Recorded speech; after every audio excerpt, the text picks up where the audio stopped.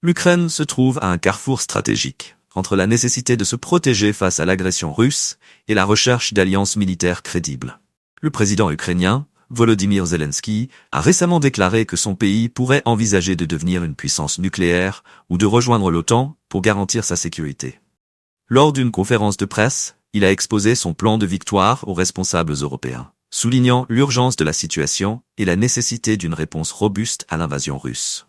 Zelensky a partagé une discussion qu'il a eue avec l'ancien président américain Donald Trump, dans laquelle il a proposé que l'Ukraine fasse face à un choix décisif, obtenir des armes nucléaires ou devenir membre de l'OTAN.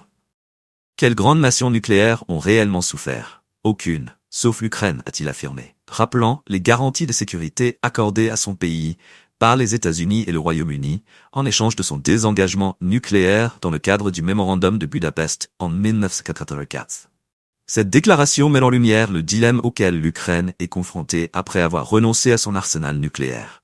La sécurité qu'elle avait espérée se révèle illusoire face à l'agression militaire actuelle.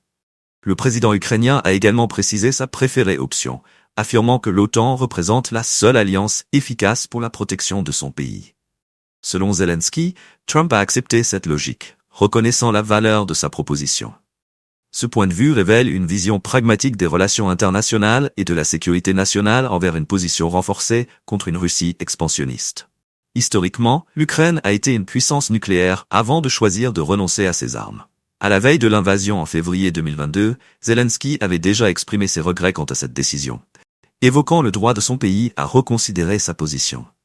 Ce retour en arrière pourrait refléter l'état d'esprit de nombreux Ukrainiens qui, face à des menaces persistantes, pourrait voir dans l'armement nucléaire une solution pour contrer l'hostilité. La dernière rencontre entre Zelensky et Donald Trump a eu lieu en septembre, lors d'une visite aux États-Unis où il a présenté son plan de victoire.